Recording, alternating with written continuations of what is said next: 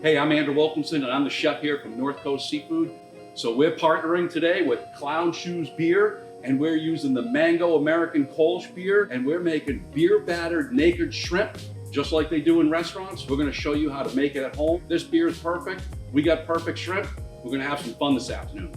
So beer batter is really, really simple to make. 5 simple ingredients. Today we have all-purpose flour, cornstarch, an egg, a little kosher salt, and I always recommend a very light, refreshing Clown Shoes Mango Kolsch is perfect. 1 cup of cornstarch, 1 cup of flour, 1 teaspoon of salt. Now the wet. Take your egg. Beer, one of the best sounds in the world. 12 ounces of beer.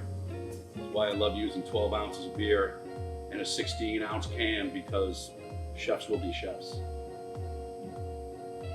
That is perfect. That is light. That is summery. Break up that egg in the beer, pour the wet into the dry. Mix, mix, mix, mix, mix. Get rid of your lumps. The consistency I want to be sort of like a thin milkshake. Need to add a little bit more of the good stuff.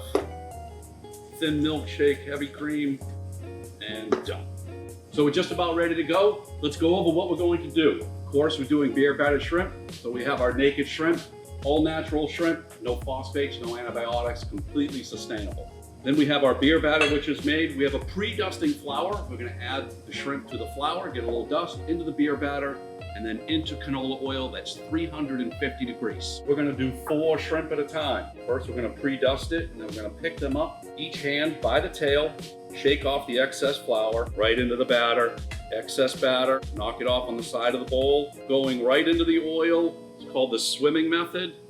Swim them around the oil, don't touch the oil, and then drop them in. Shrimp are frying, now let's get ready to take them out.